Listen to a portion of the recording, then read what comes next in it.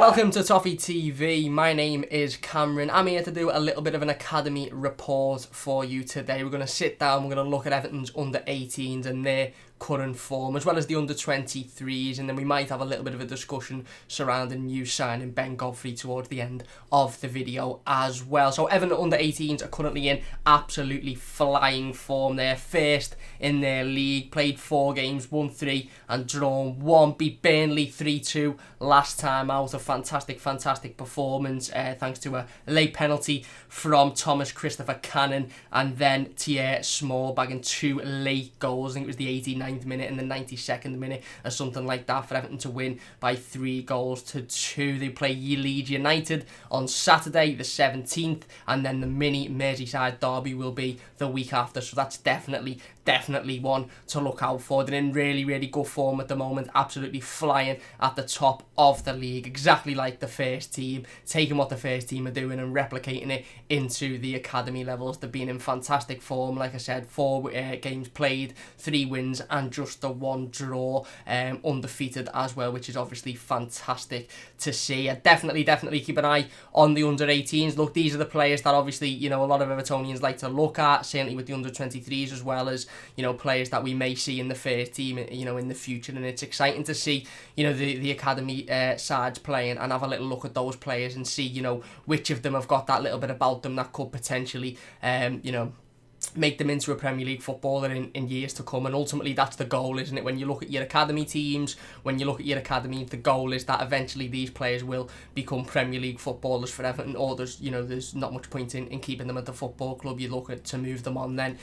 So when looking at the under 18s and the under 23s and other academy levels, you're looking for the future stars really, and you're looking for players that you can think, right, okay, within the next 3 or 4 years, maybe a couple of loan spells, he'll be able to step into that first team and mix it up in the Premier League. And obviously it's quite difficult to tell at under 18 level whether or not the players that are playing in the academy will be able to do that, because it's still a long way to go and it's still a massive jump. But it is good to see the under 18s on such great form. Onto the under 23s then. They're currently 6th in their league. They have played 4, won 2 and lost 2. Elliot Sims has been in absolutely emphatic form. However, he has scored 4 goals in his past 3 games. He's been absolutely brilliant. I think Elliot Sims is a player that we're all sort of looking at now, is to think, what's the next step for Elliot Sims? 19 years old, hasn't really been involved in the first team. He's had a couple of games where he's been on the bench. I think he's come on in the odd game as well, and had the last sort of 5 or 10 minutes certainly in the friendlies, but he's never really had that opportunity in the Premier League. And he's at an age now where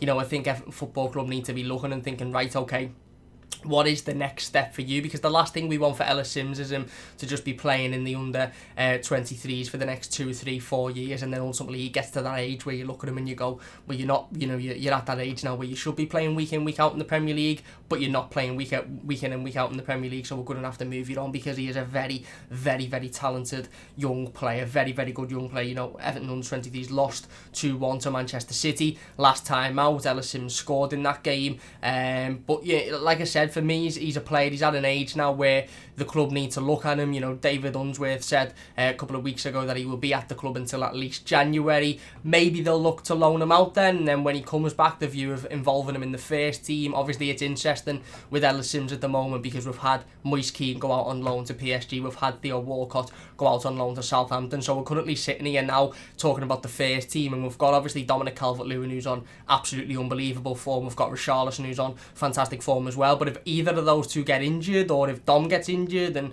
Carlo Ancelotti wants to keep Richarlison playing on the wing, then you're sort of looking and thinking, well, who's the player that comes in and slots in to replace Dominic Calvert-Lewin if need be? Who's the natural striker replacement? And the reality of the situation is we haven't got one at the moment.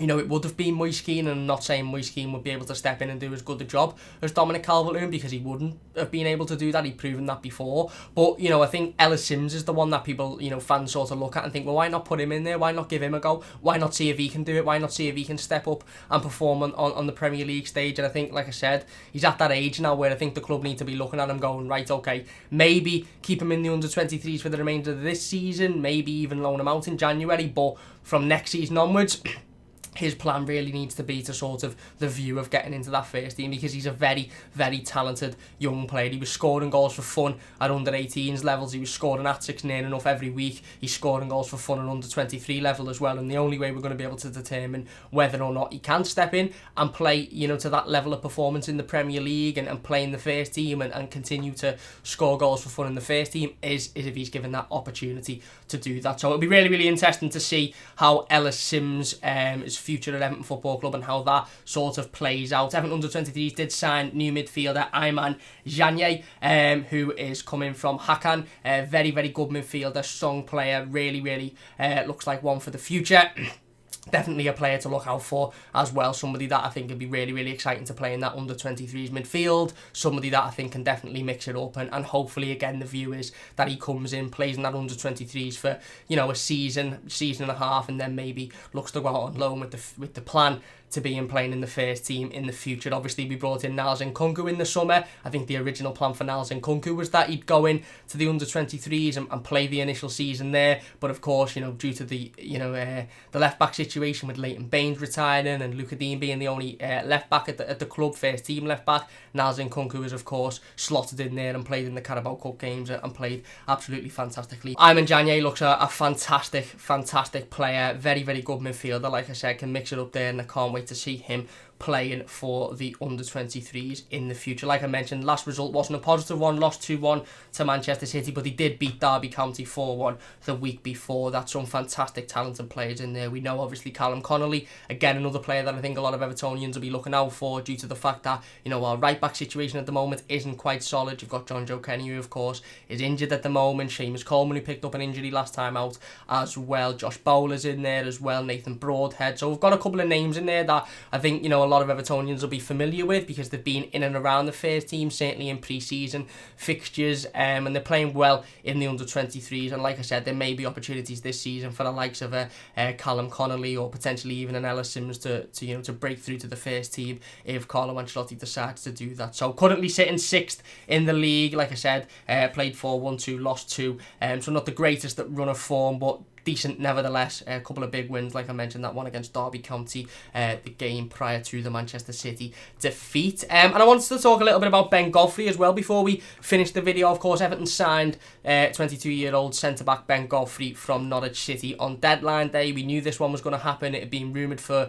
quite some time now. I think he's a fantastic player. Really, really good defender, very strong, very physical, very versatile player. I've said this a couple of times when talking about Ben Godfrey. Carlo Ancelotti has made it quite apparent over the last sort of few months that the size of the current squad at Everton Football Club isn't what it needs to be. I think we've currently got 35 players, first team players, and Carlo Ancelotti wants to narrow that down to around about 23 players. And in order to do that, you really, really do need players that are versatile, that can play in different positions. And obviously Ben Godfrey's coming in, he can play at centre-back. He's played a full-back before in his career as well. He can play at central defensive midfield, played there for Shrewsbury and was absolutely fantastic in his loan at Shrewsbury. I do think that Carlo Ancelotti's brought him in for the sole purpose that he becomes a centre-half and he works at mastering that position, but it's good to know that if he ever needs to move up into midfield, for example, or if he ever needs to cover a full-back, then there's the potential that he could do that. It's better having players that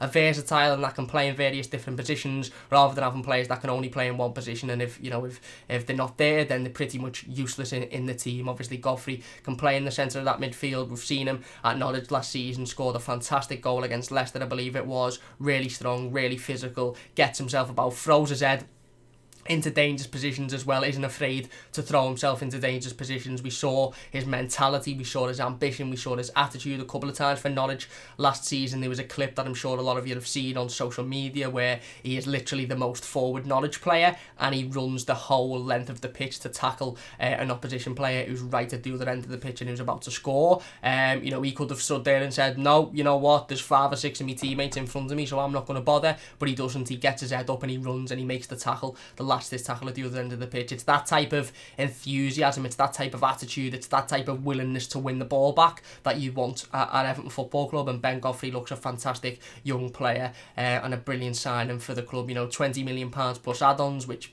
could end up to be a steal. Don't quite know where he fits in initially, don't quite know where he fits in straight away. Obviously, you've got Michael Keane, who's in fantastic form. You've got Yerry Mina, who's in fantastic form at the moment. And you've got Mason Holgate to come back from injury. You've got Jared Branthwaite to come back from injury. So it's going to be interesting to see where Carlo Ancelotti fits Ben Godfrey into the side. But I definitely think he'll get a lot of game time this season, and he certainly is a player for the future. So there you go. That is the Academy report and a little bit of conversation on Ben Godfrey. If you have enjoyed it, please do hit the like button. I want to say a massive thanks to Baz and Ped for allowing me to come on to Toffee TV and do a little video and talk about the Academy as well as the new signing. I do have a YouTube channel if you want to check it out. It's The Mighty Blues, on YouTube. Forgot the name of my own channel there. But a big thanks for watching. Don't forget to subscribe to Toffee TV if you haven't already. Leave the video a like as well. It only takes a second. Go and get over on Patreon, and go and get over to Patreon and follow Toffee TV on Patreon as well. We really do appreciate all of the support. Big thanks for watching. Have a brilliant rest of your weekend. And yeah, hopefully I'll be back within the next week or so to do another little Academy report and let everybody know about the recent results. Big thanks for watching. Leave a like if you've enjoyed. Get over to Patreon. Don't forget to subscribe, and we'll see you soon.